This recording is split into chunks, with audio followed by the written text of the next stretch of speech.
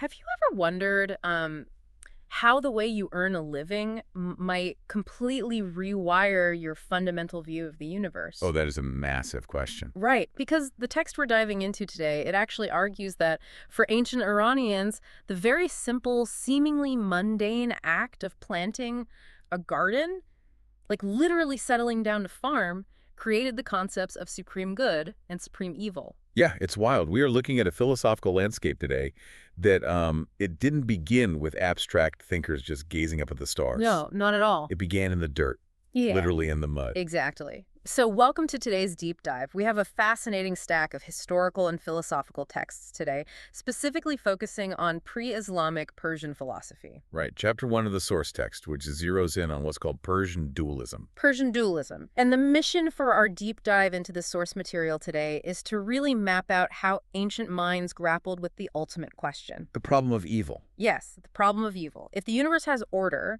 and if the universe has goodness, then where on earth does evil come from? It's the question every major religion has to answer eventually. Absolutely.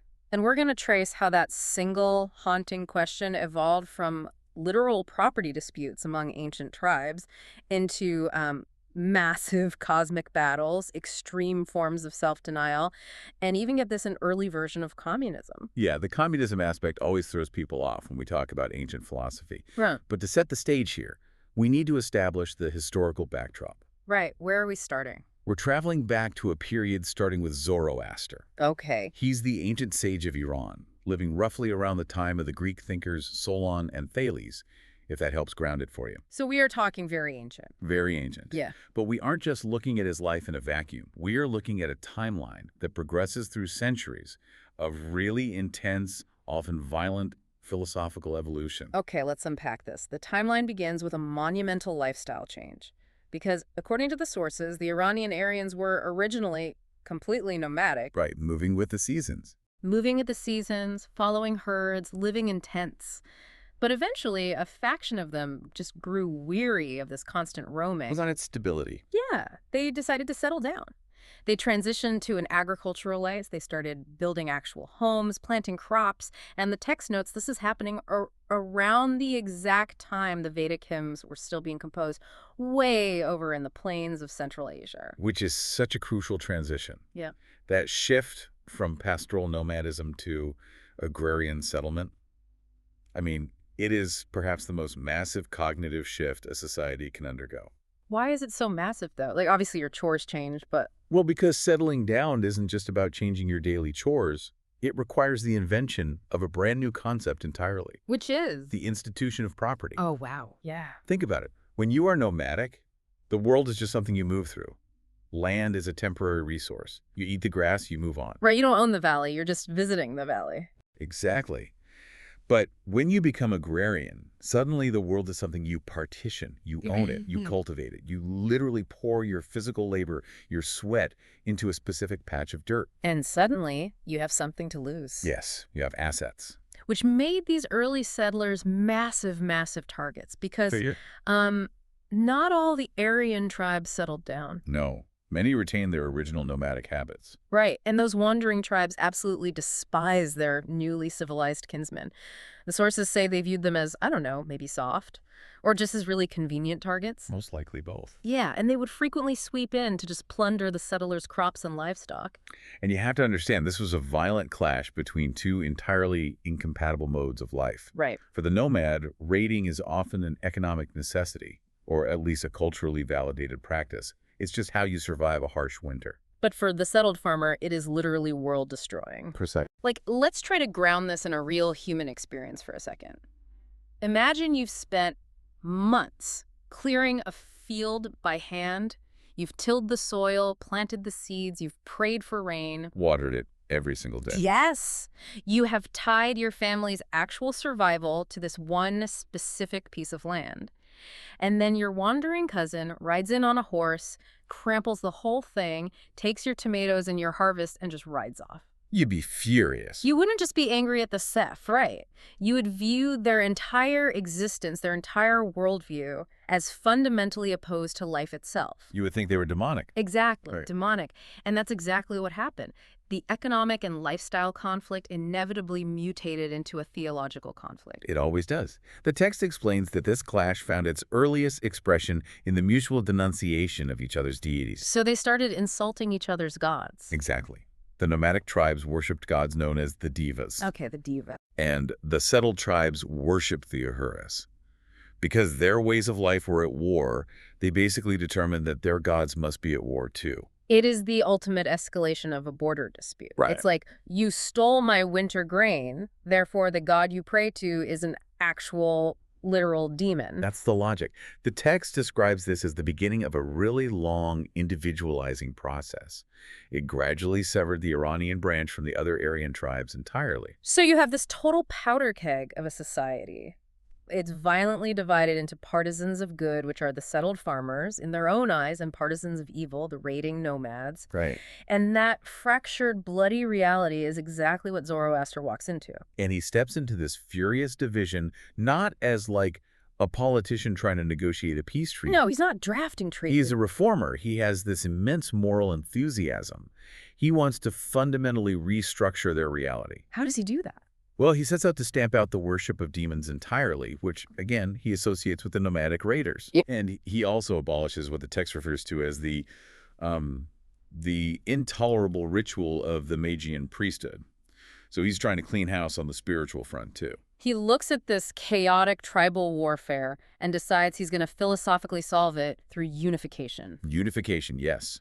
The sources cite a scholar named Geiger, who points out that Zoroaster inherited two foundational principles from his Aryan ancestry. Okay, what are they? Number one, there is law in nature. We see the seasons turn, the sun rises and sets predictably. Right, there's order. Exactly. But number two, there's conflict in nature. We see unpredictable storms, we see disease, death, and of course these brutal nomadic raids. So he has to reconcile order and chaos. Which is the classic problem of theodicy. Oh, let's define that for the listeners. Yeah, for anyone unfamiliar with the term, theodicy is the attempt to answer why a perfectly good, almighty, and all-knowing God permits the existence of evil. Right. If the creator is entirely good, why are my crops being burned to the ground and my family being attacked by nomads?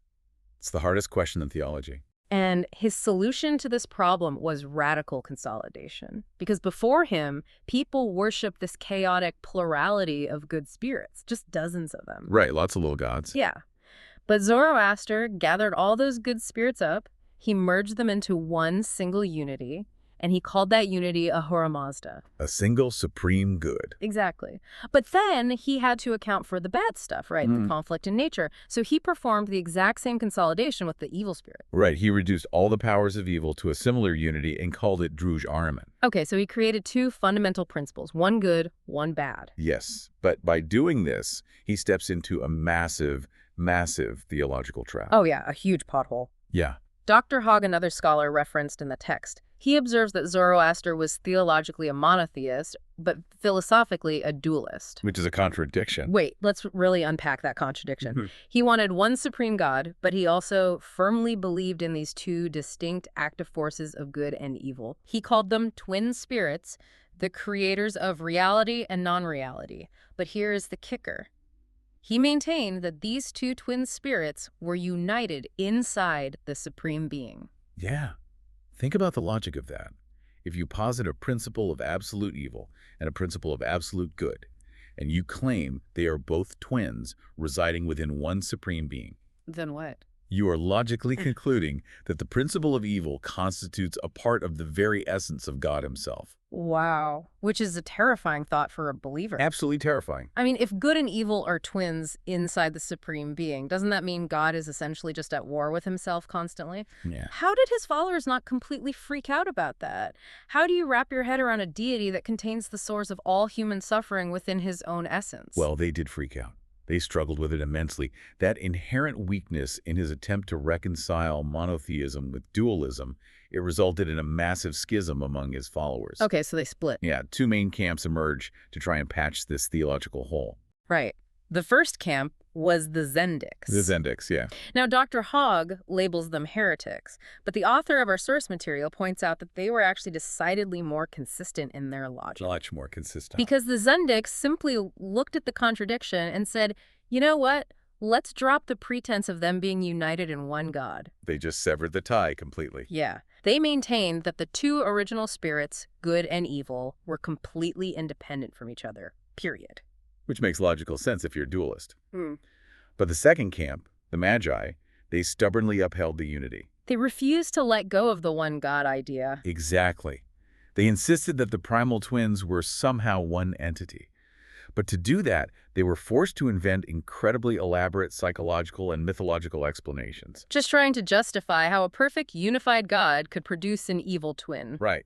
And this brings us to a deep dive inside the deep dive, because the sectarian explanations the Magi came up with are absolutely wild. They are so fascinating. We have records from a thinker named Shahrastani detailing the different sects of what were called the Zoroastrians. The Zoroastrians, right. One branch proposed kind of a structural workaround. They said, light and darkness are simply the sons of infinite time. Which is a classic philosophical maneuver, isn't it? Oh, totally. You just pass the buck. Exactly. You pass the buck. You invent a higher neutral category, in this case, infinite time, and argue that both the good and evil principles were birthed from that. So it absolves the good principle from the responsibility of creating the evil one. Hey, time did it, not the good God. Right. Don't blame God, blame time. But the next explanation is where it gets profoundly psychological. Oh, the Kiamorthia sect. Yes. They held that the original principle was purely light, just 100% light. But this light was afraid of a hostile power. Wait, God was afraid. Yes, it was this specific thought of an adversary mixed with the actual literal emotion of fear that birthed darkness into existence. I mean, think about the weight of that idea for an ancient person. It's heavy. They're framing cosmic evil as a byproduct of a perfect being experiencing a moment of anxiety. The idea that fear itself is the generative womb of evil. It makes the supreme being so incredibly relatable, doesn't it? It's too relatable. Usually we think of God as perfect, unaffected, totally stoic. Right, untouched by human emotions. But here the universe is broken because God had a panic attack. It's profound. And then another branch of Zoroastrians took it even a step further. What did they say? They maintained that the original principle doubted something. Just doubt. Just had a momentary lapse in certainty. And that single moment of divine doubt produced Ahriman, the evil principle. Wow. Doubt created the devil. Yeah. And yet another sect explained darkness as just an obscuration of a part of the fundamental principle of light itself, like God casting a shadow on himself. What's fascinating here is that these aren't just quaint myths, right? No, not at all. They show a desperate philosophical attempt to protect God's ultimate goodness while still looking around and accounting for the undeniable reality of suffering. Right, because you can't just ignore the suffering. The text argues that whether or not Zoroaster's dualism can be perfectly reconciled with monotheism, he made a profound suggestion about the ultimate nature of reality. Which is? He perceived that the sheer diversity of nature requires some principle of negativity or self-differentiation inside God himself. That is a staggering leap in logic for a society that, not too long ago was primarily concerned with just stopping nomads from stealing their grain. It's a huge evolution in thought. And the author notes this idea likely influenced ancient Greek philosophy too. Oh, really? Like who? Perhaps echoing in the works of Heraclitus or Pythagoras. Mm-hmm. And definitely shaped early Christian Gnostic speculation later on. That makes a lot of sense. So because of this intense dualism, Zoroaster's universe is not some passive, peaceful environment. No, it's a war zone. It is an active, ongoing, highly violent war zone, and every single human being is drafted into it. Conscripted at birth. Exactly. So we need to look closely at his cosmology and how he architected the human soul to actually fight in this war. Okay, so let's break down the cosmology. His dualism leads him to bifurcate the entire universe into two strict departments of being. Two departments. First, there is reality. This is the sum of all good creations flowing from the beneficial spirit. Okay, reality is good. Second, there is non-reality. And this is the sum of all evil creations proceeding from the hostile spirit. Wait, so evil is non-reality. Does that mean it doesn't actually exist? That's a crucial distinction the text makes. We shouldn't confuse Zoroaster's non-reality with, say, Plato's concept of non-being or shadows. Okay, how are they different? To Zoroaster, The evil creations are unreal only in the sense that they have a temporary existence. I have an expiration date. Exactly. Yeah. Because light will eventually triumph, darkness is doomed to an absolute end. Therefore, it lacks eternal reality. Got it. But while it exists in the present, it is highly active, it is lethal, and it is very, very real to us right now. It can still burn your crops. It can definitely burn your crops. So in this universe, there is absolutely no middle ground. The text contrasts Zoroaster heavily with Plato and later with Schopenhauer. Right, because for Plato, you have the eternal world of perfect forms up high, and then you have this messy empirical reality we live in down here, which acts as a kind of mediator. A shadow between true reality and pure appearance. Yes. But for Zoroaster, there are no middlemen. Things are inherently good or inherently bad, based entirely on which creative agency they proceed from. If a creation comes from the beneficial spirit, it is fundamentally good. If it comes from the hostile spirit, it is fundamentally bad. So the universe is just a progressive, grinding conflict between these two forces. And human beings are active partakers in this struggle. Or the soldiers. We are. The theological mandate is that it is our active duty to range ourselves on the side of light to help vanquish darkness. Which brings us to the ultimate weapon in this cosmic war, right? The human soul. The architecture of the soul, yes. The text contrasts Zoroastrianism with later traditions here, specifically Mithraism. Oh, Mithraism is a great comparison. Yeah, because Mithraism spread over the Roman world in the 2nd century, and they taught that the human soul was actually a separated part of God. Like a literal fragment of the divine that broke off. Exactly. And the Mithraists believed you could reunite this fragment with God by observing mysterious cults, or, and this is wild, literally torturing your physical body to ascend through the planetary spheres. Extreme asceticism. Yeah. But Zoroaster rejected that entirely. Totally rejected. For him, the soul is a creation, not a severed limb of the divine. Right. Your soul had a distinct beginning in time. It is not God. But it can attain everlasting life. Yes, but only by choosing to fight against evil while you are alive on Earth.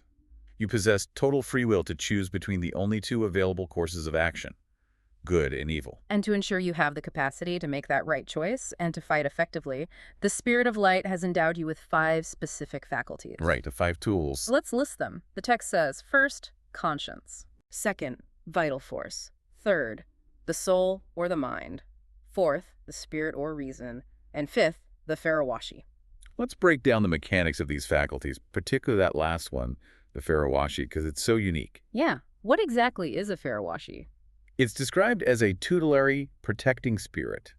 It acts as a personal guide, protecting an individual on their voyage towards God. Like a guardian angel. Similar. Dr. Hogg actually compares these protecting spirits to Plato's concept of ideas, but he notes a key difference. Which is? They aren't perfect, abstract, supersensible models just floating out in the ether.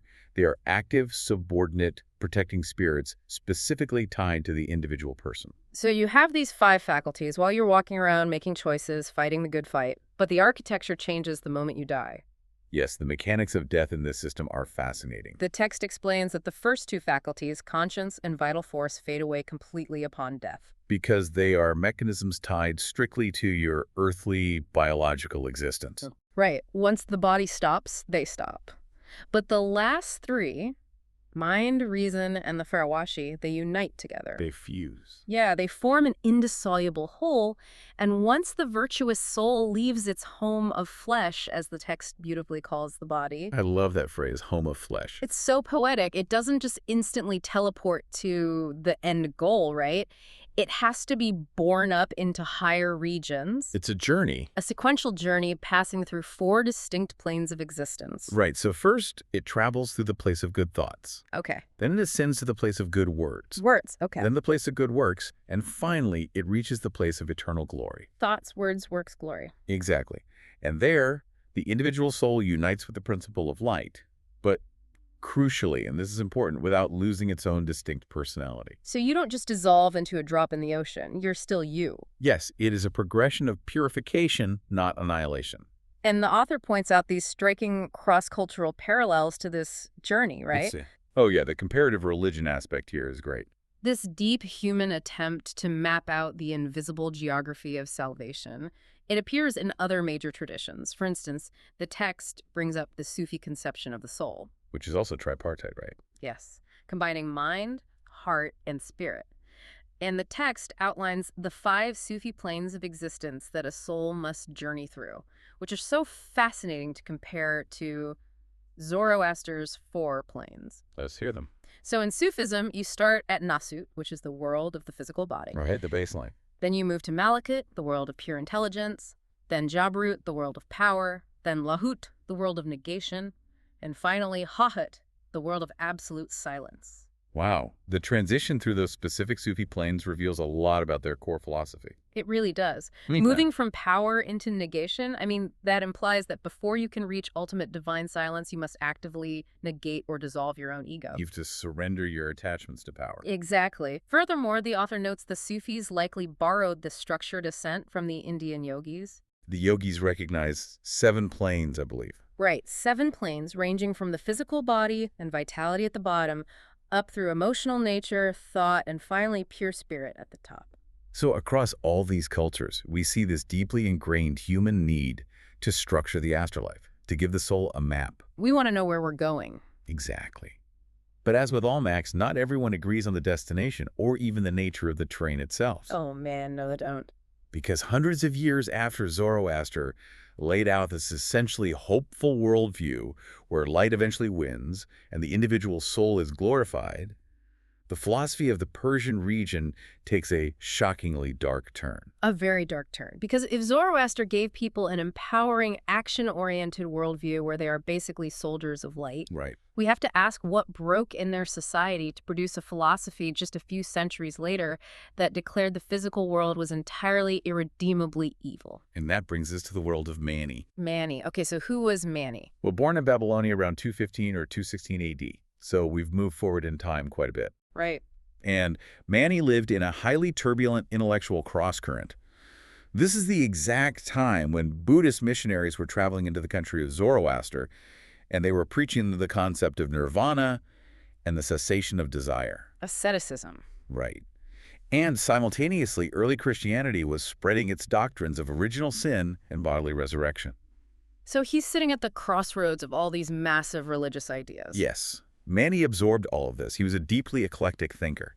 He took the Christian idea of redemption, but he stripped away all of the Zoroastrian theological attempts to unify good and evil under one God. He didn't bother with the time made them both or God was afraid stuff. No, he threw all that out. Yeah. He embraced dualism in its naked, uncompromising materialistic form. Okay, so what does that actually look like for him? For Mani, the phenomenal universe wasn't a battlefield where good could eventually win. The universe was essentially evil. Fundamentally bad. Yes. Because of this severe stance, Christians later referred to his followers as the godless community. Which is quite a rebrand. Right.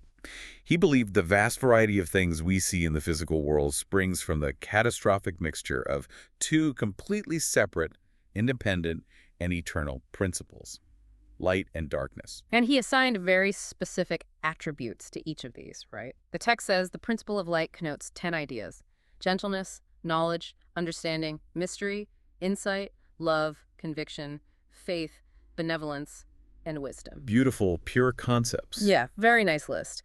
But contrast that sharply with the principle of darkness, which he described interestingly as the feminine principle in nature. Yes, a notable detail for the time. It connotes 5 eternal ideas: mistiness, heat, fire, venom, and darkness. And along with these 2 core principles, many recognize the absolute eternity of space and earth. Okay, so to understand why Mani viewed everything around us with such deep suspicion, we have to look at his Genesis story. It is a bizarre creation myth. Truly wild. According to Mani, hidden deep within the eternal darkness were the elements of evil.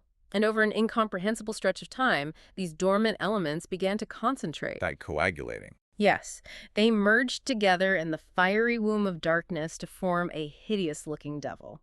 So the devil is born out of this concentration of bad elements. Right, and this devil becomes the principle of pure, chaotic activity.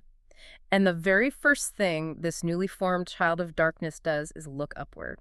Uh-oh. Yeah, he looks up, sees the light, and launches an unprovoked, malicious attack on the domain of the King of Light. It just immediately starts a war. Immediately. Yeah. Now, the King of Light, trying to defend his perfectly peaceful realm, creates a champion. The primal man. Yes, the primal man. So a massive cosmic conflict ensues between the devil and the primal man, And strikingly, the primal man loses. He just loses. He loses completely. The champion of light is completely vanquished. Which is, I mean, the theological implication of the good guy losing the very first round is massive. It changes everything. Yeah. Because the devil won, he succeeds in mixing the 5 elements of darkness with the 5 elements of light. So they get mashed together. Exactly. The pure light atoms are now violently swallowed up and trapped inside the dark matter. It's a hostage situation. It is a cosmic hostage situation. So the ruler of the domain of light looks down and sees that his precious light atoms are imprisoned. What does he do? He orders his angels to construct the physical universe out of these mixed elements. Wait, so the angels built the physical world? Yes, but not as a nice place to live. This completely upends the traditional creation narrative we're used to. Right, like the Garden of Eden. Exactly. The universe wasn't created as a beautiful garden for humans to enjoy and steward. In Mani's view, the universe is a machine. A literal machine. It is a cosmic centrifuge.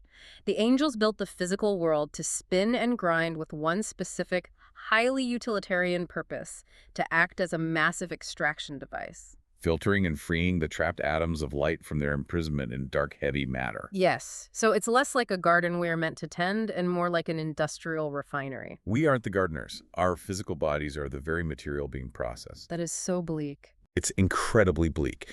And the text explicitly points out that darkness had to attack light first, because light, being essentially good, couldn't initiate a mixture that was harmful to itself. Right. Light is too pure to start a fight. Evil had to be the active aggressor. And this mechanistic view of the cosmos leads Manis to a truly staggering conclusion about the nature of salvation. Because if the universe is just a machine, then in his system, redemption is not a spiritual awakening.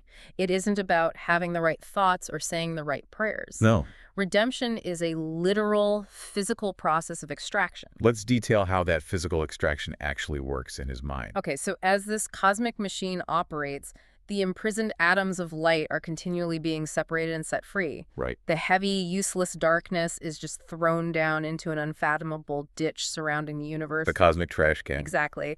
But the liberated light atoms, they float upward. They pass on to the sun and the moon. Which act as kind of celestial ferry boats. Yeah, and from those celestial bodies, they are carried by angels back to the highest region of light, the eternal home of the King of Paradise. Whom Mani called Piti-Vizargi, the father of greatness. Right. Now, because redemption is strictly the physical abstraction of light from biological matter, Mani reaches the ultimate logical extreme of his philosophy. Which is antinatalism. Yes. He declares that all procreation is inherently evil. Having children is a sin. A massive sin, because if the entire goal of the universe's machinery is to extract light from flesh, Then having a child is literally trapping more light atoms inside a brand new flesh prison. exactly, you are actively protracting the imprisonment of the divine. By creating new life, you are working directly against the primary aim and object of the universe. It is an incredibly paralyzing worldview, but you have to admit it is perfectly logically consistent within its own bizarre framework. Oh, the logic tracks. It's just a horrifying premise. He completely rejects the Zoroastrian idea of good created agencies making the trees and rivers. He just ascribes the entire phenomenal universe to the tragic mixture of two independent principles. Darkness isn't just inert stuff to him. It's a slumbering infection that wakes up and ruins perfection. But as airtight as Mani thought his logic was, the text brings in a brilliant counter-argument from Thomas Aquinas. Oh, I love this part. Yeah, the famous Christian philosopher who lived centuries later. Aquinas looks at Mani's idea of a completely evil devil driving the universe and points out a massive logical flaw in the very concept of pure evil. Yeah, let's walk through Aquinas' logic here because it's so sharp. Aquinas attacks the foundation of a primary agent of pure evil using sheer logic. He argues that what all living or active things seek, even a theoretical principle of pure evil, is self-preservation. Right, even the devil wants to continue existing and avoid destruction. Obviously. But Aquinas points out that self-preservation, the desire to maintain one's own existence, is fundamentally a good thing. Seeking existence is seeking a good. Precisely. So if a principle of pure evil seeks its own self-preservation, it is seeking a good. Therefore, the concept of a 100% purely evil being that desires to survive is self-contradictory. Yes. You cannot be entirely devoid of good if you desire the good of your own continued existence. It's a brilliant philosophical takedown of absolute dualism, like checkmate, Mani. Checkmate indeed. But despite rigorous logical critiques like that of Aquinas, Mani's core emotional resonance really survived. What do you mean by emotional resonance? That feeling that the physical world is fraught with a negative, corrupting influence. That feeling echoed widely through history. Oh, absolutely. People feel that today. And the author connects Mani's foundational ideas to several other major philosophical systems to show this. Right, for example, they mentioned Kapila, the great Hindu thinker. Right, Kapila. He accounted for the production of the universe through the hypothesis of three gunas, or qualities. The gunas, yes, sattva, tamas, and rajas. Exactly. Sattva is goodness or purity. Tamas is darkness or inertia. And rajas is motion or passion. These three qualities mix together to form the natural world whenever the primordial matter is upset or thrown out of balance. So again, we have this idea of mixture causing the phenomenal world. But the text also carefully contrasts Mani with the Chinese concept of yin and yang. Which is really important because people confuse dualisms all the time. They do. In Chinese philosophy, yin and yang are opposing forces, dark and light, feminine and masculine, but they flow harmoniously from a prior union. A higher underlying unity, like Tai Chi. Right. They aren't at war, they are dancing. But Mani, however, simply could not concede that things of fundamentally opposite natures could proceed from the exact same unified source. He couldn't buy it. For him, the dualism was absolute and unbridgeable. And the author even fast-forwards to our more modern era, bringing up the 19th century German philosopher Arthur Schopenhauer. Oh, the king of pessimism. Right.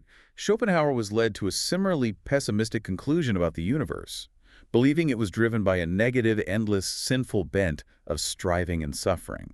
But the crucial difference is that Schopenhauer placed that negative bent inside the nature of the primal will itself. It was internal. Yeah, whereas Mani kept the evil strictly independent and external to the good. The text argues that Mani was perhaps the first thinker to venture the radical suggestion that the universe is essentially due to the activity of the devil. Which makes existence inherently evil. And the author notes, this is likely the only logical justification for a belief system that preaches absolute renunciation and extreme asceticism as the primary guiding principle of life. Right. Because if the world is a literal trap built by a demon, the only moral choice you have is to refuse to participate in it. Stop eating, stop reproducing, stop engaging, just wait for the extraction machine to pull your light atoms out. So Mani looks at the mixture of light and darkness and concludes the physical world is a trap we must renounce.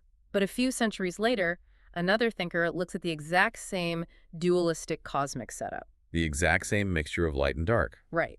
And he decides the solution isn't to stop having kids and starve yourself. The solution is radical wealth redistribution. Which is such a massive pivot.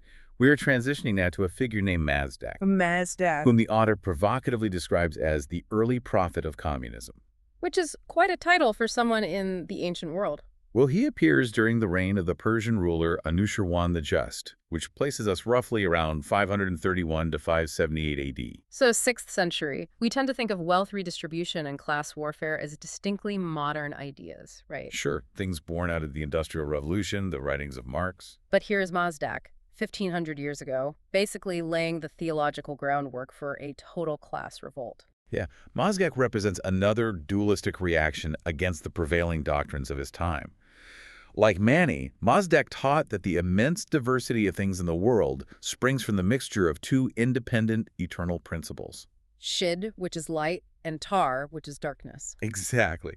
But Mazdak introduces a massive fundamental twist to the cosmological narrative. What's the twist? Well, unlike Mani, who believed the mixture happened because an evil devil consciously and maliciously attacked the light. Right, the unprovoked attack. Mazdak argued that the mixture of light and darkness and their eventual separation were purely accidental. Wait, accidental? Totally accidental. Changing that single detail changes the entire moral fabric of the universe. It changes everything. Yeah. By declaring the mixture accidental, he removes the malicious intent from existence. The universe wasn't the result of a divine mistake or an evil strategy. It was just a cosmic accident, a random collision of forces. A bumper car accident in space. Wow. And Mazdak also provides a highly structured version of God, right? Yes, his concept of God is endowed with sensation and possesses four principal energies in his eternal presence. Okay, the power of discrimination, memory, understanding, and bliss. And these four energies manifest as four personal entities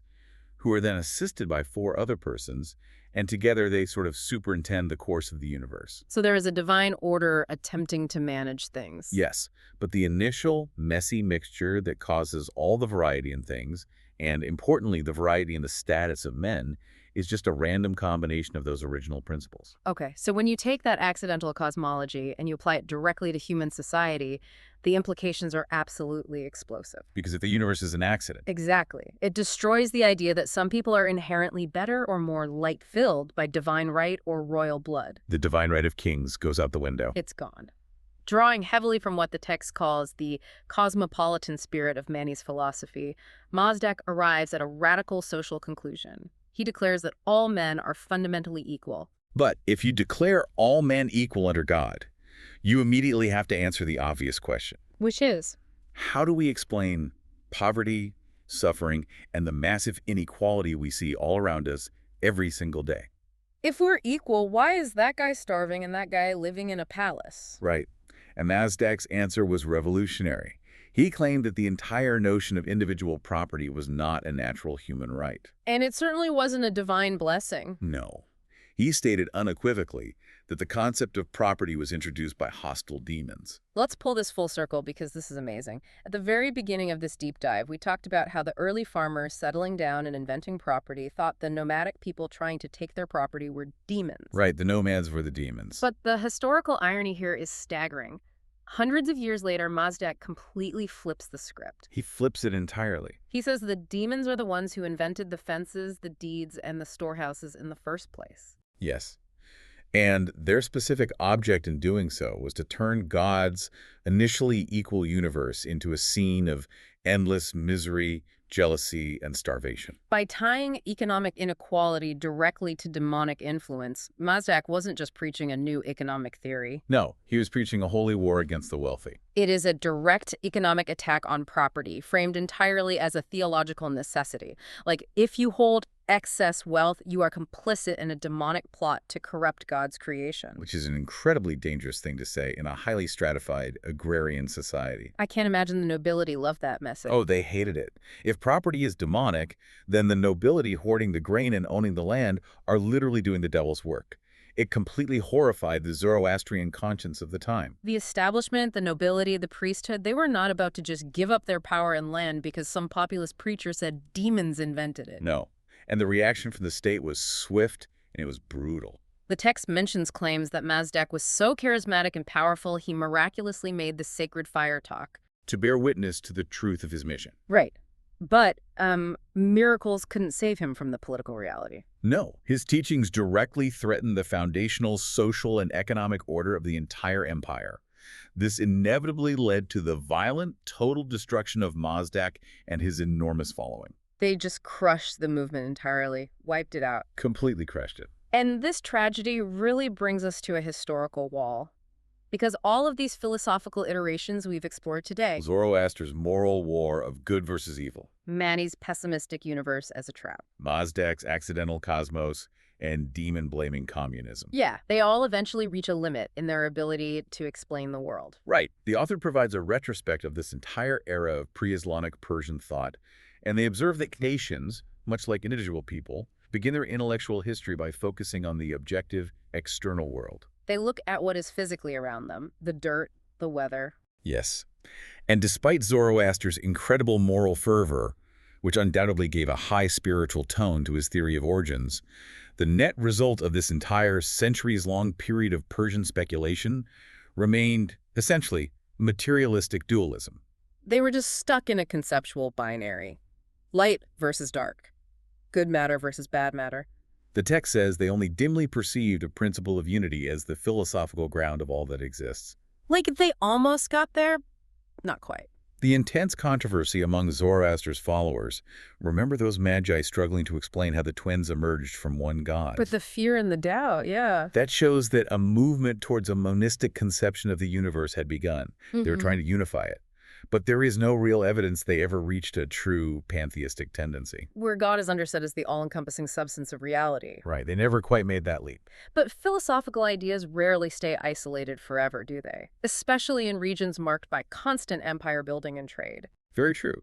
In the 6th century AD, external political events forced a massive influx of outside thought directly into Persia. For listeners who might not know the European side of this history, the Roman Emperor Justinian started heavily persecuting pagan philosophers. And he shut down the famous academy in Athens. Right. This drove brilliant Greek Neo-Platonic thinkers, guys like Diogenes and Simplicius, to flee for their lives, and they took refuge in the highly tolerant court of that same Persian ruler we mentioned earlier. Anushirwan the Just. Yes, Anushirwan. And to clarify, Neoplatonism was a highly mystical philosophy that evolved from Plato's ideas, emphasizing a single ultimate source of all reality, often called the One. So you have these Greek monists fleeing to dualist Persia. Yes, and Anushirwan was this intellectually curious monarch who not only welcomed these Greek refugees, but he also had Sanskrit texts from India translated and Greek works translated for his court. So suddenly you have this massive melting pot of ideas. You have Persian dualists, Greek Neoplatonists, and Indian scholars all colliding in one single intellectual space. The author notes, we don't have perfect historical evidence of exactly how much this specific cross-pollination influenced the immediate course of Persian thought. It's hard to track the exact conversations. Right, but the stage was undeniably set for a massive paradigm shift. And that ultimate paradigm shift was the arrival of Islam. The text explains that the advent of Islam in Persia completely shattered the old order of things. Completely. It brought a fierce, uncompromising monotheism to the thinking minds of Persia. The complex, highly fractured systems of dualism simply couldn't hold their ground against a theology that so forcefully asserted the absolute, indivisible unity of the Creator. There was no room for twin spirits anymore. It also fundamentally changed the nature of the dualism they were debating. Right? Oh, absolutely. Islam replaced the purely Persian dualism, which, as we've seen, was a moral and physical battle of God versus the devil, light versus dark. Right. It replaced that with the Greek dualism. Which is what? The tension between God and matter, or spirit and flesh. Oh, interesting. So the physical world was no longer viewed as inherently evil or as a demon's literal creation. No, it was just matter. Distinct from the divine creator, yes, but subject to his will, not at war with him. It is a profound philosophical pivot. It redefined the intellectual landscape of the entire region, ending the dominance of the ancient Persian dualistic systems, while, I guess, absorbing some of their underlying cultural echoes. It was the end of an era and the beginning of a completely new framework. We have been on a massive, sweeping intellectual journey today. A very long journey from the farm to the cosmos. We really did start with ancient farmers realizing that owning a plot of land made them hate the nomads who stole from them, leading them to literally invent the concept of demonic forces out of simple agricultural property disputes. Then we examined Zoroaster's ambitious attempt to organize those demons into a unified cosmic war. And the resulting psychological anxiety of his followers, who were forced to imagine a perfect God experiencing fear and doubt just to explain why evil still exists. Then we survived Mani's incredibly bleak, materialistic worldview, where the universe is just a grinding extraction machine pulling light atoms out of evil matter. And the act of having children is considered a cosmic crime that prolongs the universe's suffering. And finally, we witnessed Mazdak taking those exact same cosmological building blocks, the mixture of light and dark, and using them to preach an early form of wealth redistribution. Blaming the demons for the very invention of property, only to be violently crushed by the establishment he threatened. It's a lot to take in. It really is. As that friend who just devours books and loves finding the hidden connections in history, I just have to say how incredible it is that the deepest questions we ask today about fairness, about the nature of evil, about whether the universe is fundamentally a good place or a hostile one. They aren't new anxieties. No, they aren't modern problems. They were being violently, creatively, and desperately debated thousands of years ago by people trying to make sense of the exact same human condition we experience today. The human mind has always demanded an explanation for suffering and inequality. It's built into us. Yeah. And the elaborate structures we build to explain it, whether they're theological, cosmological, or economic, they reveal a lot more about our own lived experiences, our vulnerabilities, and our daily struggles than we might want to admit. Which brings up a final thought for you, the listener, to mull over as we wrap up this deep dive today. we saw clearly how the invention of physical property birthed the idea of demons for those early Iranian settlers. He had finally built something they could lose. Exactly. So the people taking it became actual monsters in their cosmology. And yet, centuries later, Mazdak looked at the crushing inequality of his time and blamed demons for the invention of property itself. It really forces you to wonder, how much of our highest, most abstract spiritual or philosophical beliefs today are secretly just reflections of our current economic and social anxieties? Right. If the size of our bank accounts and the security of our lifestyles shaped the ancient view of the cosmos that drastically, what kind of universe are we subconsciously building in our minds right now based on our own modern economic stresses? It makes you look at your own beliefs a little differently. It is definitely something to think about the next time you are watering your garden or checking your bank balance. Thank you for joining us on this deep dive into the source material. It's been a pleasure. Keep questioning the world around you, keep looking for the ancient roots of your own beliefs, and we will catch you next time. Imagine discovering that the theory of evolution, like complete with a detailed description of life, ascending from minerals to plants, up to intermediary forms, and eventually culminating in humanity's development from apes. Right, the whole thing. Yeah, imagine finding out that this wasn't actually first mapped out in Victorian England. Which is what we're all taught, right? Exactly. Imagine finding out that these ideas were actually being passionately debated by a medieval Persian accountant. A true polymath, yeah. Yeah, in the 11th century.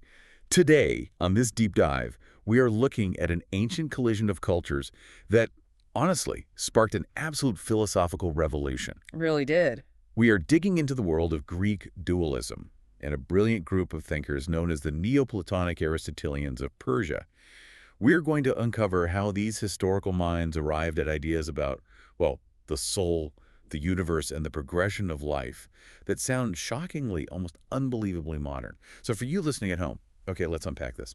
It really is a profound journey we are taking today, because what we're looking at isn't just a list of ancient beliefs. Right. We are examining how ancient Persian thinkers living in the chaotic aftermath of a massive conquest just quietly rebel. I love that phrase, quietly rebel. Yeah, because they didn't rebel with swords. I mean, they rebelled intellectually. They took their own really rich heritage, blended it with the new Islamic laws they were, suddenly living under, and then threw in a massive, totally scrambled dose of Greek philosophy. It's just a wild mix. Exactly. And the goal here today is to understand not just what these brilliant philosophers thought, but why it fundamentally matters to the history of human critical thinking. Yeah, I want to focus on that phrase you used, quietly rebelled intellectually. Because to really grasp what these specific philosophers were doing, we have to first step into their world. We do. We have to understand the melting pot environment they lived in, the stakes of this intellectual rebellion. And honestly, we need to talk about a hilarious historical accident that just completely shaped their worldview. Oh, it might be one of the greatest mix-ups in all of intellectual history. Seriously. But to understand the mix-up, we first really need to establish the stakes. This was a world turned entirely upside down by the Arab conquest of Persia. Right? This was a massive political revolution. When the incoming forces marched in, specifically culminating at the Battle of Nahawand, the political independence of the ancient Persian people was effectively terminated. Just done. Yeah, the political entity of Persia fell. Right. But the historical record makes a very sharp distinction here, doesn't it? It does. The physical conquest stopped the political independence, but it couldn't touch the intellectual freedom of the converted Zoroastrians. Yeah. Like the Persian intellect survived totally intact just right beneath the surface. Exactly. And this brings up a fascinating dynamic regarding the interaction between different worldviews. Historically, we see a collision between the Aryan habits of thought, which represented the Persians, and the Semitic worldview, representing the incoming Islamic faith. Okay, wait, let me just pause you right there. Sure. Because I want to make sure we clarify that word for the listener. When we drop a word like Aryan today, for a modern listener, that immediately sets off massive, very dark alarm bells. Oh, absolutely. But in this historical academic context, we are talking about something entirely different, right? I am really glad you paused on that, yes. We are absolutely not talking about the corrupted 20th century political usage of the term. Right. Totally different thing. Completely. In the context of ancient history and linguistics, Aryan refers to the ancient Indo-Iranian peoples and their linguistic and cultural heritage. Okay. It's a broad category of language and culture, distinguishing the deep roots of Persian thought from the Semitic linguistic and cultural roots of the Arabian Peninsula. Got it. Okay, so we have this collision between the native Indo-Iranian or Persian intellectual heritage and the new Semitic religious and legal structures. Yes. How did that actually play out in everyday life? Well, the Persian people, they let the surface of their lives adapt. Like outwardly. Right. They adopted the new religion, they followed the new laws, but underneath it all, they were quietly interpreting this new system through their own traditional habits of thought. Wow. And there's an amazing parallel to this in the West. Think about how the Hellenic intellect, the Greek mind, encountered early Christianity. Oh, right. Yeah, the Greek philosophers took this new religion and began heavily interpreting it, applying their own philosophical rigor to it. So the results in both the West and the East were, like, strikingly similar. Very much so. You have a rigid, absolute law imposed on the individual from the outside, and the local intellectuals just immediately start trying to soften it. Precisely. The primary goal of the interpreting intellect, whether it's the Greeks in the West or the Persians in the East, is to soften that rigidity. It is an endeavor to internalize the external. Internalize the external. I really love that phrasing. So instead of just blindly following a rigid set of external rules, they start asking the deeper questions. Yeah, exactly. Like, what does this mean for my internal soul? What is the underlying cosmic philosophy here? Right. But to do that effectively, to truly internalize the external, they needed a framework. They needed a logical toolkit. And that toolkit came from the Greeks. But the way they got that toolkit, well, this is where we have to talk about the pipeline of Greek wisdom. Ah, the Greek pipeline. It is a story of incredible intellectual hunger, but also of profound geographical and linguistic barriers. Yeah, it's messy. Very. So Greek wisdom flowed toward the Muslim East through regions like Haran and Syria. Okay. The Syrians had absorbed the latest Greek speculations, specifically a school of thought called Neo-Platonism, and they passed this on to the Muslim world. Right. But here is the catch. They presented it as the real, authentic, unadulterated philosophy of Aristotle. This is the part that absolutely blows my mind. It's so wild. Because they were essentially playing a centuries-long game of telephone across different empires, dealing with multiple layers of translation. And the ultimate absurdity is that these brilliant Muslim philosophers, both Arabs and Persians, spent generations fiercely wrangling over what they believed to be the true teachings of Aristotle and Plato. Fierce debates. But it never occurred to them that to truly understand Greek philosophy, they might need to actually learn the Greek language. It was a staggering blind spot. I mean, they were working entirely off translations, and very often they were working off translations of translations of translations. Unbelievable. Greek to Syriac, Syriac to Arabic, Arabic to Persian. It's like trying to build a highly complex NASA space shuttle. But the only instructions you have are a poorly translated ancient Roman version of an IKEA manual. That's exactly what it was like. You are bound to put a rocket booster where the cup holder should go. And because of this, we get a massive case of mistaken identity. Yeah. Their ignorance of the original sources was so profound that an abridged translation of a book called the Enneads, which was actually written by a much later Neoplatonist philosopher named Plotinus, was widely circulated and universally accepted as the theology of Aristotle. It's hilarious. They thought they were building their worldview on Aristotle, but they were actually reading Plotinus. If the texts were that mangled, how did anyone make sense of them? Did anyone actually try to fix the puzzle, or did they just repeat the errors? Well, what's fascinating here is how the human mind responds to intellectual chaos. Okay. You might assume that because they were handed a hopeless mass of absurdities introduced by careless translators, they just became servile imitators. Right, just blindly repeating nonsense. Exactly. But that would be a completely unjust accusation. Because the texts they were working with were so convoluted, so inherently contradictory, mixing up Plato, Aristotle, and Plotinus into one giant knot, they couldn't just read and memorize. Wouldn't make any sense. Right. They had to actively rethink the philosophies to make any sense of them at all. They had to act as philosophical detectives. Yes. They had to figure out how these puzzle pieces fit together when half the pieces were from a completely different box. Precisely. Their commentaries weren't just simple summaries, they were grueling efforts at discovery. They were using their incredibly subtle minds to winnow out truth from falsehood, slowly eliminating the obstructing nonsense through patient industry. Wow. They didn't just inherit a system, they forged an entirely new one out of the fragmented pieces they were handed. Okay, so now that we understand the chaotic, mismatched foundation they were building on, let's look at one of the brilliant minds who actually did the assembling. Let's talk about Ibn Maskawaih. Yes, Abu Ali Muhammad ibn Yaqub, commonly known as Ibn Maskawaih. Quite a name. He died in the year 1030, and he is a towering figure historically regarded as one of the most eminent theistic thinkers of Persia. And what's wild to me is that he wasn't just a monk sitting in the solitary room pondering the universe. He was a true polymath. Oh, absolutely. A physician, a moralist, a historian, and this is the detail that really gets me. He was the treasurer of a sultan. Yeah, he had a day job. The guy managing the money and the mundane logistics of the empire is also writing profound metaphysical treatises in his spare time. It's incredible, and we are specifically looking at the system he lays out in his well-known work, Al-Fawz al-Leskar. Right. Maskawaih starts at the absolute foundation of everything, the existence of the ultimate principle, God, the prime mover. Okay. And to prove this, he leans heavily on an argument derived from Aristotle regarding physical motion. Right. He looks at the inseparable property of motion. Maskawaih observes that all physical bodies experience motion, which covers all forms of physical change. Yes. But crucially, he argues that this motion does not proceed from the nature of the bodies themselves. Motion demands an external source. It demands a prime mover. Because if motion were the very essence of a body, our everyday experience contradicts that. How so? Let's look at a human being. A human has the power of free movement. If motion were the inherent essence of a body's parts, then if a part of the body were severed, it should just continue to move on its own forever. Ew. Okay, but yes. Which, obviously, it doesn't.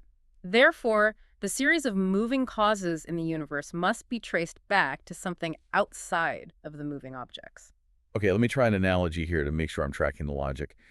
It feels like a cosmic domino effect. I like that. If you look at the universe and you see a massive string of dominoes falling, one knocking into the next, which knocks into the next. Right. Logic dictates that something had to have flicked the very first domino. Right. But here's the catch. If the finger that flicked the first domino is also just another falling domino, you have a problem. You haven't actually found the start. You just have another moving part in the chain. That is an excellent way to visualize the problem of infinite regress. Infinite regress, right? Yeah. If the primal cause, the thing that started the motion, moved in order to start the motion, it would require another cause to move it. And then that prior cause would require another. Exactly, leading backward forever. And Maskawaih considers an infinite regress to be logically absurd. You can't have a train with an infinite number of boxcars and no engine. It has to pull from somewhere. Therefore, the series of moving causes must stop at a primary cause, which moves everything else, but is itself absolutely immovable. The immobility of the primal cause is essential. And he doesn't stop there. Once he establishes this immovable mover, he starts logically deducing its properties. For instance, he asks, well, could there be a committee of immovable movers? Could there be more than one? And he argues strictly for unity. The immovable mover must be exactly one. Why? Well, let's walk through the logic. If there were a multiplicity of original movers, say 2 of them, they would have to share something common in their nature to both be considered movers. Right. But they would also need some specific point of difference to be distinguished from one another as 2 separate entities. Right, because if they are completely identical in absolutely every way, they are just the same thing, so they need a difference. Exactly.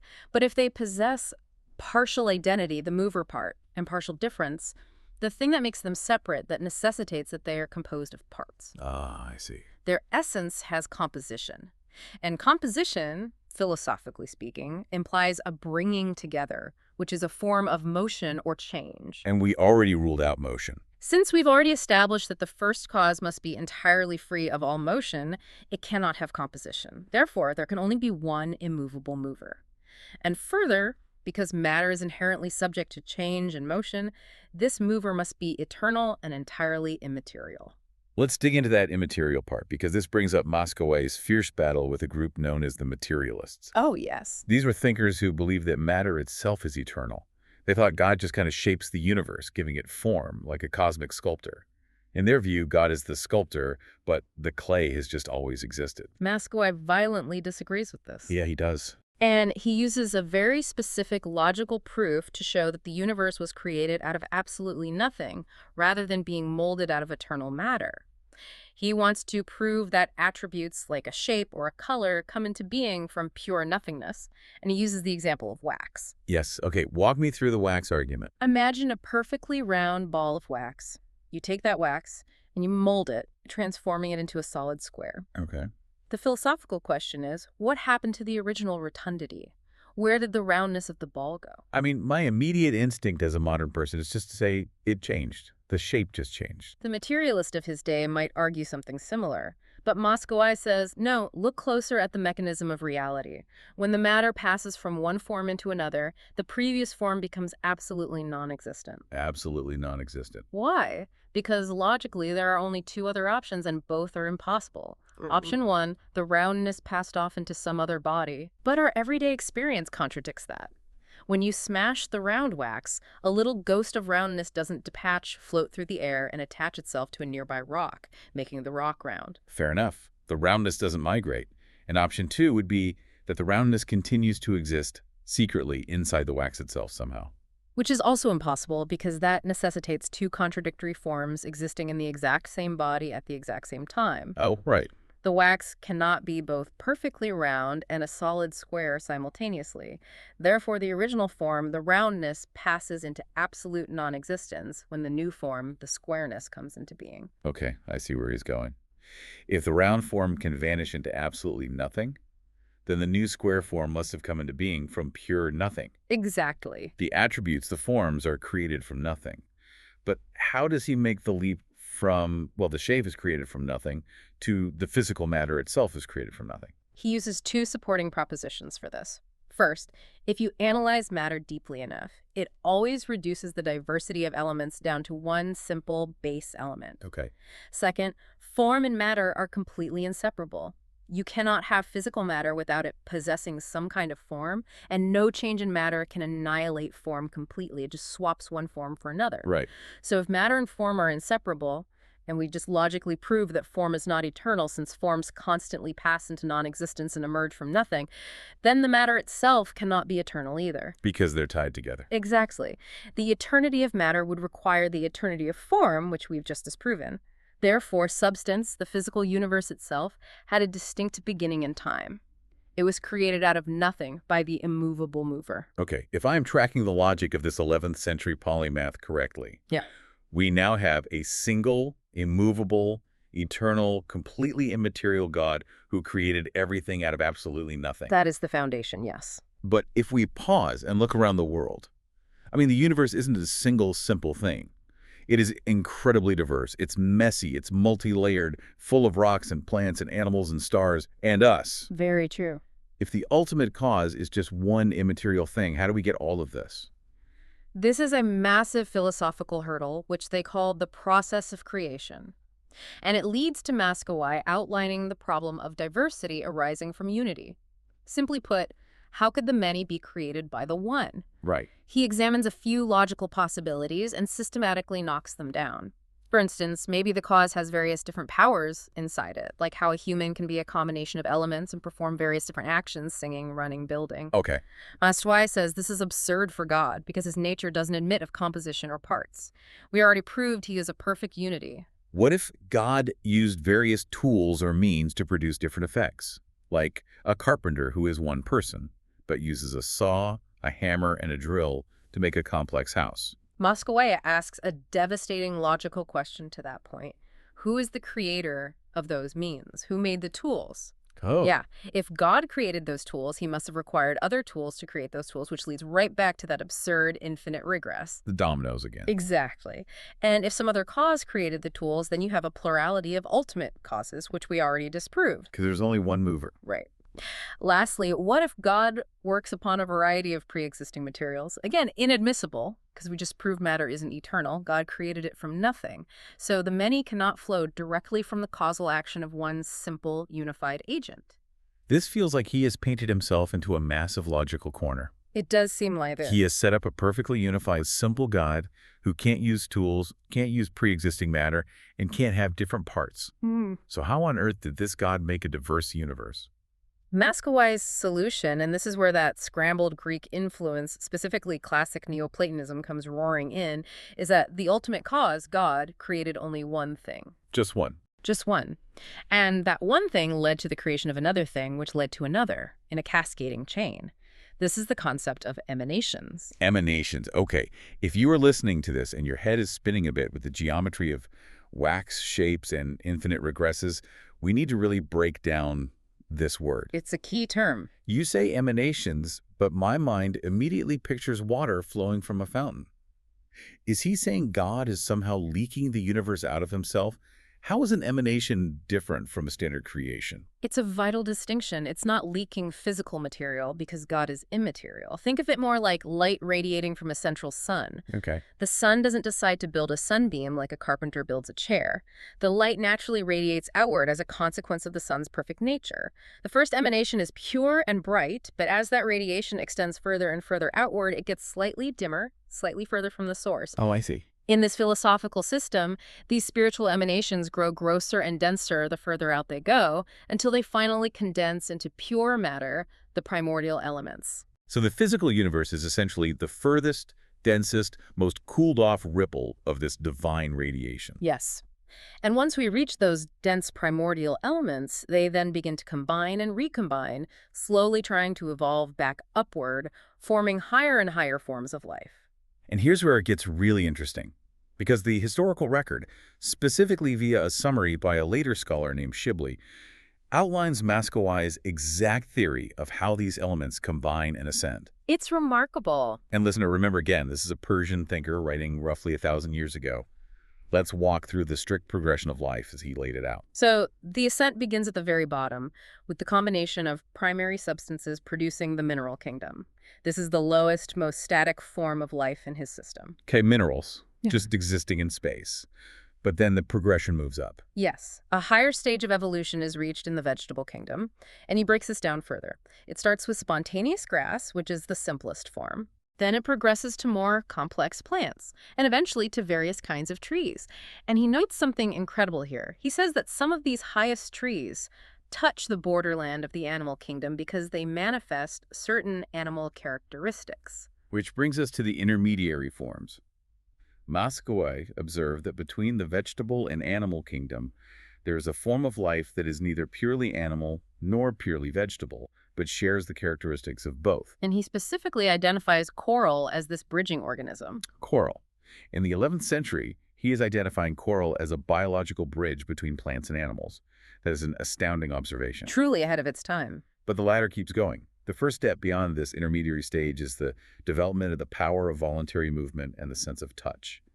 And he says this is found in tiny worms crawling on the earth. Right. And from there, the sense of touch, owing to a process of differentiation, develops into other more complex forms of sense, sight, hearing, etc., until we reach the plane of higher animals. Here, intelligence begins to manifest itself in an ascending scale. The animals become smarter, more capable. Exactly. And this leads to the part that genuinely stopped me in my tracks when I first read it. He maps out the absolute pinnacle of the animal kingdom. He literally writes that humanity is touched in the ape. He does. He says the ape undergoes further development, gradually develops an erect stature, and achieves a power of understanding similar to man. He concludes, here animality ends and humanity begins. It is a breathtaking passage to read. It feels completely out of time. I have to push back here, though, just to be the voice of the skeptical listener, because I am reading this and it sounds almost exactly like modern Darwinian biological evolution. It really does sound like it. Is an 11th century Persian treasurer actually proposing biological descent through random mutation and natural selection? Is he beating Darwin to the punch by 8 centuries? It is so tempting to read it that way, but it's crucial to ground this in the philosophical context of his time. While the descriptive parallels to modern biology are stunning, what Maskawaih is describing is fundamentally not Darwinian. Okay, why not? Darwinian evolution is driven by random mutation and environmental pressure. It has no specific end goal. Maskawai's system is fundamentally a philosophical and spiritual evolution. It is heavily teleological. Teleological, meaning it has a specific purpose or an end goal it is striving toward. Exactly. It's a ladder with a predetermined destination. Remember the emanations? Right, the light radiating outward. Yeah. Life fell from the divine down into pure matter, the mineral kingdom. Now, the entire universe is struggling to climb its way back up to the immaterial, to the divine light. It's an ascent of intelligence. Life is slowly freeing itself from the grossness and density of materiality. I get it. The worm is freer than the coral. The ape is freer than the worm because it has more intellect, more spiritual capacity. It shows how deeply these ancient thinkers observed the natural world, noticing the structural similarities between apes and humans, or the liminal nature of coral. But they used those biological observations to justify their metaphysical system. Biology was serving philosophy. Okay, that makes sense. So humanity is at the absolute peak of this evolutionary scale entirely because of our intellect. Yes. We have achieved this high power of understanding, Yes. which forces us to look inward and ask the next logical question. What exactly is this human mind? What is this intellect or soul? If we slowly evolved out of dense physical matter from minerals up to humans, is our mind just a really complex physical function of the brain? Is consciousness just a sophisticated arrangement of matter? Maskawaih anticipates this exact question, and he answers it with a resounding no. The soul is not matter. And he proves it by returning to the fundamental limitations of physical matter. He asks us to examine the very nature of human knowledge and perception.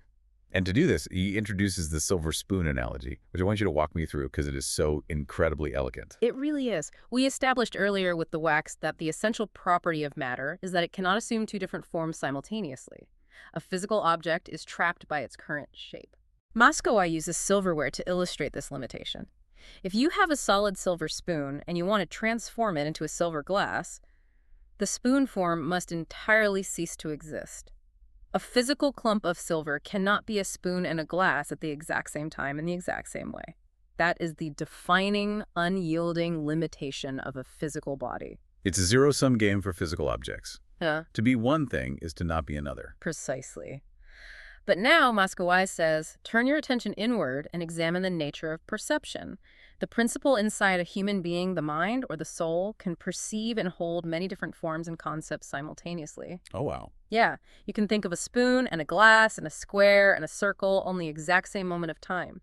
You can hold rival concepts in your mind at once to compare them. You can think of fire and ice simultaneously without your brain bursting into flames or freezing. The soul is the ultimate multitasker. It doesn't have to destroy one thought to make room for another. Therefore, logically, the soul lacks the fundamental, essential property of matter. If the soul were purely material, taking on the physical thought of a square would force it to lose the thought of a circle, just like the wax. Because it doesn't operate under that limitation, this perceptive principle cannot be made of matter. That's a strong point. But Maskawaih knows his opponents are smart, so he anticipates the next objection. What if the soul isn't matter itself, but just a function or byproduct of matter? What if it's just the hum of the physical body working? Right, like how heat isn't a physical object you can hold, but it is a direct function of fire. If the fire goes out, the heat vanishes. Exactly. Maskawaih says no to this too, and he unleashes this incredibly detailed list of proofs to show the soul is essentially immaterial and operates independently. The historical text outlines 6 specific proofs, and I want us to really discuss how these work because they are brilliant observations of human psychology. Let's delve into them. Proof number 1 looks at the phenomenon of sensory overload versus mental capacity. Maskawaih observes a physical truth. After your physical senses perceive an overwhelmingly strong stimulus, they are temporarily disabled or damaged. If you hear an incredibly loud crash of thunder, you physically cannot hear a whisper immediately afterward. If you stare at a blindingly bright light, you can't see fine details in the dark. The physical organ is overwhelmed and exhausted. But the mental act of cognition, the soul's work, operates in the exact opposite way. It does. Pondering a really complex, heavy philosophical concept doesn't break your brain or render you incapable of thinking about smaller, simpler things. In fact, it's the reverse. Tackling complex ideas makes your intellect sharper and stronger. Exactly. If the mind were purely a physical organ like the eye or the eardrum, it would suffer the same physical exhaustion from a loud or heavy thought. The fact that it grows stronger proves it plays by different rules. Which brings us to proof number 2, shutting out the world. Think about what we naturally do when we really need to reflect on an abstruse, difficult subject, like solving a hard math problem or remembering a lost detail. We close our eyes. We seek quiet. We do. We actively try to shut out the physical objects around us, treating the physical world as a hindrance to our internal spiritual activity. If the soul were purely material in its essence, or just a function of the body, it wouldn't need to escape the material world to do its best work. It would rely entirely on material inputs. Proof number 3 is one we see every day, and it's poignant. Age versus mind. Yes. As the physical body ages, weakness inevitably sets in. The organs deteriorate. But Maskawaih points out that this physical decline does not inherently or proportionally affect mental vigor. We've all known elders whose bodies are incredibly frail, who can barely walk, but whose minds are as sharp, if not sharper, than they were in their youth. It's very common. If the soul was just a physical function, it should decay at the exact same proportional rate as the muscles and bones. The fact that it can remain robust while the body fails suggests independence. Proof number 4 deals with abstract concepts. The soul can conceive of certain propositions that have absolutely no connection to physical sense data. Like what? Well, the physical senses can only report what is directly in front of them in the material world. The eye sees color, the ear hears sound, but the physical senses cannot perceive a logical axiom. The text gives a great example. The senses cannot physically perceive that two contradictories cannot exist together. Right, you can't touch that concept. You can't smell it. That is a pure abstract truth. The physical senses have no mechanism to grasp that, yet the soul understands it perfectly. The soul must therefore have an immaterial mechanism of understanding. And that leads right into proof number 5, which introduces the concept of the soul as the unifier. The unifier. Maskawaih points out that there is a power inside us that actively rules over our physical organs and regularly corrects their errors. Think about the classic physics example of putting a perfectly straight stick into a pool of water. Oh, the bent stick. Yeah, your physical eyes look at it and report to your brain, the stick is bent. And the eye isn't lying, it's physically reporting the exact refraction of light hitting the retina. But the unifying principle inside you reflects on this material brought before it through the sense channel. It weighs the visual evidence, considers past experience, perhaps remembers the feeling of the straight stick, and decides, no, the stick is straight. My eyes are being deceived by the water. A referee. This referee, this unifying principle that stands above the rival statements of the senses and decides what is actually true, must stand above the sphere of matter. It cannot be just another physical sense, or it would be subject to the exact same physical deceptions. It is the judge of the senses, not a peer. So combining the force of all these considerations, the lack of sensory exhaustion, the ability to grasp abstract truth, the role of the internal referee Maskawaih conclusively establishes in his system that the soul is essentially immaterial. He does. And because it's immaterial, because it isn't made of physical parts, it entirely lacks the property of decay that plagues physical compounds. Its immateriality guarantees its immortality. It is a breathtaking structure. Maskawaih gave us an incredibly detailed architecture of reality. He explained the immovable mover, the creation of the universe from nothing, the evolutionary ladder up to humanity, and the immaterial, immortal nature of the human soul. It's massive. But looking at this massive, static architecture, a new question naturally arises. What is the engine driving it all? What is the actual invisible force that makes inert matter strive to become a plant, and a plant strive to become an animal? What actually moves these emanations back up the evolutionary scale? For that answer, we have to turn to another towering figure in this Persian philosophical renaissance. We turn to Avicenna. Avicenna, who died in 1037, is arguably the most famous of these historical thinkers. Yeah. What makes Avicenna stand out here is that he didn't just borrow or tweak the system, he completely rebuilt it. The historical record notes that among the early Persian philosophers, Avicenna alone attempted to construct his own complete, comprehensive system of thought, which he famously called Eastern philosophy. Wow. While we only have fragments of his views on this specific topic preserved mostly in the British Museum Library, what we do have is profound. He identified the universal operation of a singular force in nature driving all this evolution. He called this force love. Okay, time out again. Sure. I need to clarify this for the listener because modern language trips us up here. When Avicenna talks about a universal force of love, he is not talking about romance. No, not at all. He's not talking about poetry or holding hands or emotional affection. He redefines love in a strict, almost physical, philosophical sense. Avicenna defines love as the appreciation of beauty. And in his system, beauty is identical with absolute perfection. Exactly. Love, for Avicenna, is the fundamental striving for the ideal. To explain how this works as a cosmic engine, Avicenna breaks everything in existence down into three categories of being. First, things that are at the absolute highest point of perfection, the divine. Okay. Second, things that are at the absolute lowest point of perfection, pure, dead matter. And third, things that stand between the two poles. But there's a fascinating caveat about that third category. Yeah. He says the third category, the thing standing in the middle, has no real existence. Nah. And that sounds confusing until you realize why. Because everything in the universe has either already attained the acme of perfection or it is currently progressing toward it. Right. There is no static middle ground. Yeah. Everything is in constant motion. And that movement, that inherent striving for the ideal perfection, is what Avicenna calls love's movement towards beauty. Beneath the visible physical evolution of forms that Maskawaih described, Avicenna says there is this invisible force of love actualizing all that striving and progress. He says things fundamentally hate non-existence. They love the joy of individuality in various forms, and they are constantly striving to achieve higher forms of it. So what does this all mean in practice? How does this philosophical love make a rock act like a rock? Avicenna maps this force across all of nature. Let's start at the bottom, in the physical plane, with inanimate objects. Yes, the lowest level. He says inanimate objects are basically combinations of form, matter, and quality. Owing to the working of this mysterious power of love, quality sticks to its substance. Form embraces indeterminate, dead matter. It holds itself together. Exactly. The rock loves its own form enough to hold itself together. Gravity and cohesion are just basic forms of this cosmic love. It's the most basic, elemental level of attraction. But as we move up the ladder to the vegetable kingdom, the tendency of the force of love is to centralize itself further. It attains a higher degree of unity. Avicenna identifies three specific processes of the vegetative soul: assimilation, growth, and reproduction. And he argues these aren't just blind biological functions, they are active manifestations of love.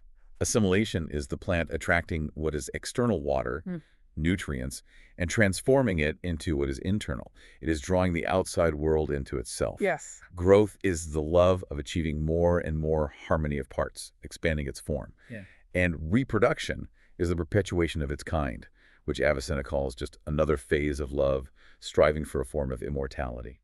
Then we move higher into the animal kingdom. The operations of love become still more unified and complex.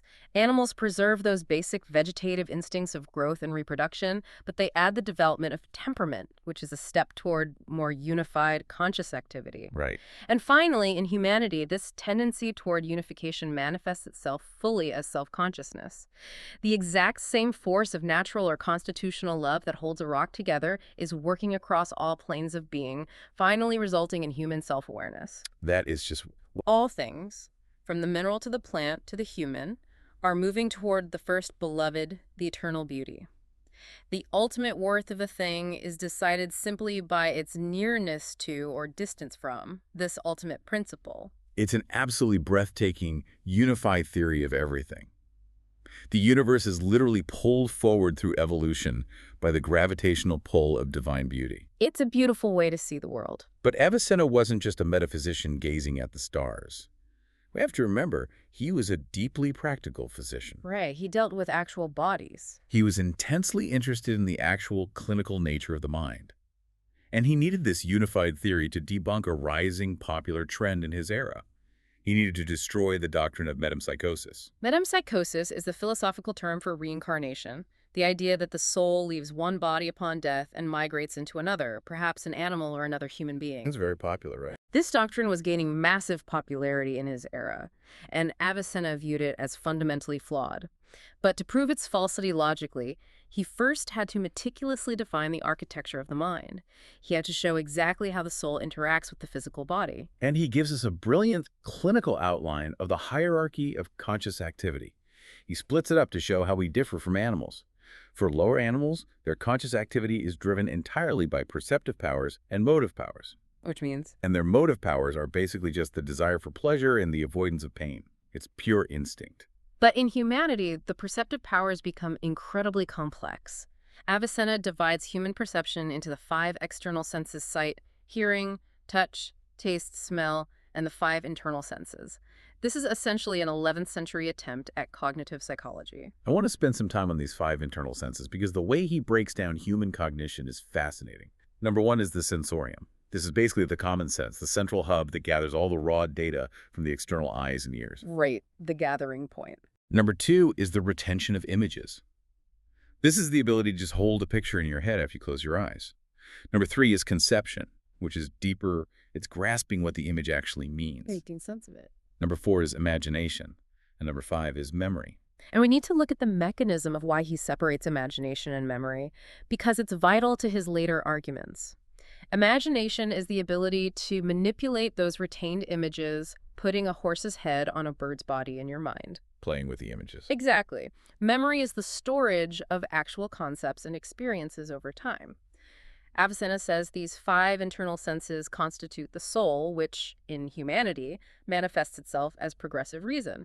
It develops from basic human reason all the way up to angelic and prophetic reason. Okay.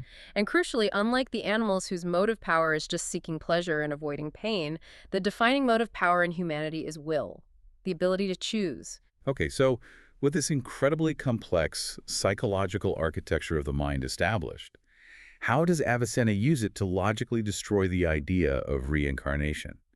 He launches a brilliant, multi-pronged logical attack. First, he focuses on the total independence of the soul. Yes. In a specific fragment he wrote on the nafs, or soul, Avicenna endeavors to show that a physical accompaniment is not strictly necessary for the soul to function. He argues that the soul does not inherently require the instrumentality of the body to conceive or imagine. Right. Because if the soul necessarily required a physical medium to conceive of other things, it would require a completely different body in order to conceive of the body it is currently attached to. The ultimate proof he offers for this independence goes back to immediate self-consciousness. The soul is completely conscious of itself through itself. Exactly. It doesn't need to look in a physical mirror to know it exists. It doesn't need to touch its arm to know it has a mind. It just knows. This immediate, unmediated self-awareness conclusively shows that in its pure essence, the soul is independent of any physical accompaniment. Which leads to his second and perhaps most devastating argument against reincarnation.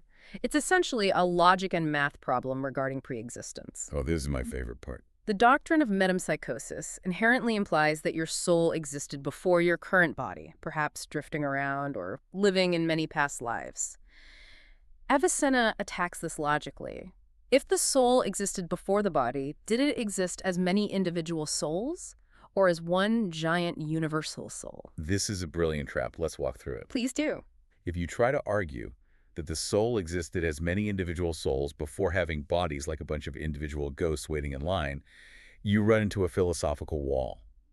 Multiplicity, the fact that there are many different things, is entirely due to material forms. Right. One piece of wax is different from another piece of wax solely because they are materially separated in space.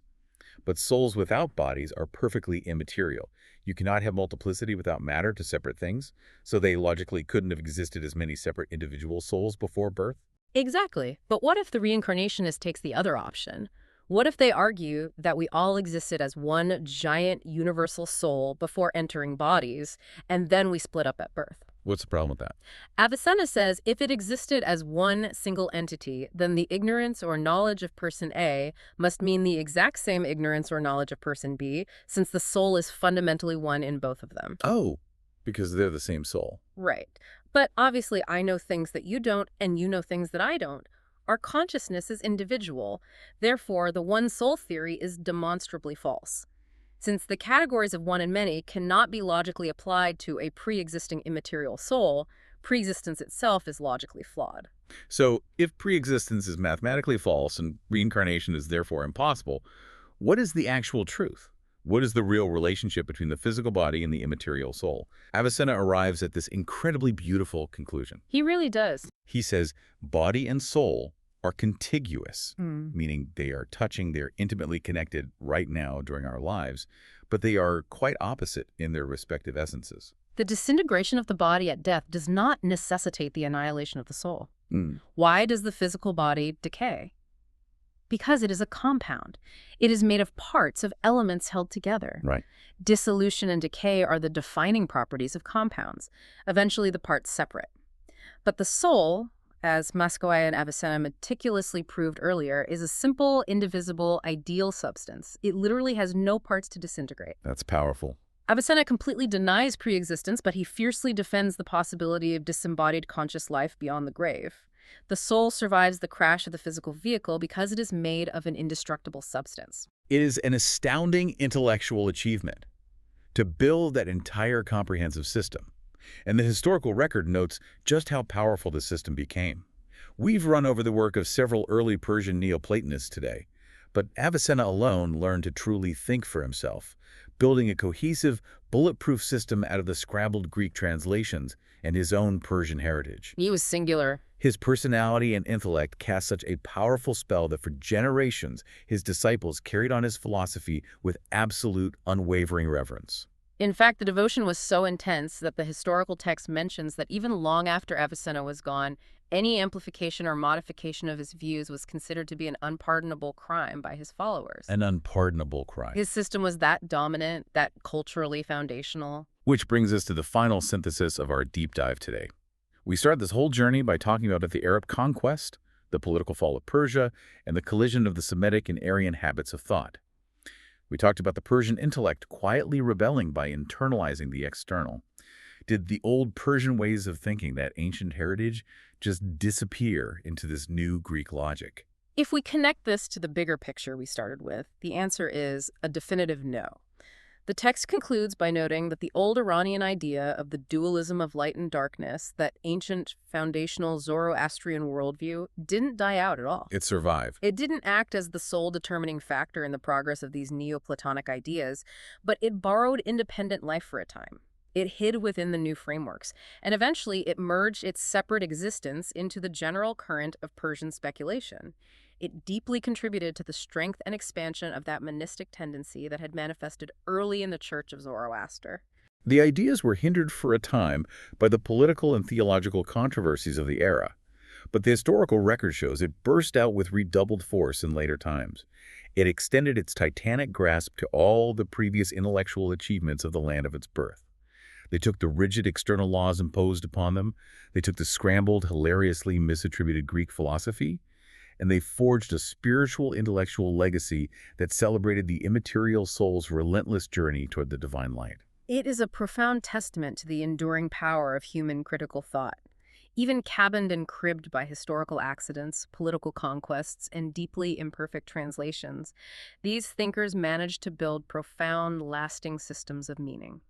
They mapped the entire universe from the lowest static mineral to the eternal beauty, pulling it all forward, simply by rigorously examining the nature of their own minds.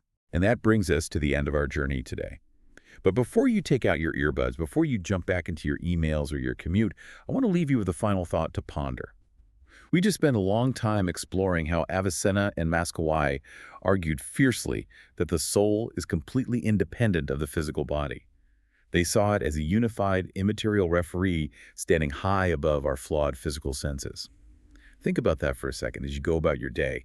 If you view your mind not just as a wet biological machine in your skull, not simply as a chemical product of your physical brain, but as an immaterial traveler that is merely temporarily contiguous with your body, a traveler actively striving toward eternal beauty, how does that change the way you value your own daily moments of intuition? It's a great question. How does it change the way you view a fleeting memory or a spark of imagination? Or even, how does it change the way you experience the inevitable physical aging of your own body, knowing the mind might be something entirely separate and indestructible? It's something to mull over. Thank you so much for joining us on this deep dive. Keep exploring, keep asking questions, and keep chasing those aha moments of history. Until next time.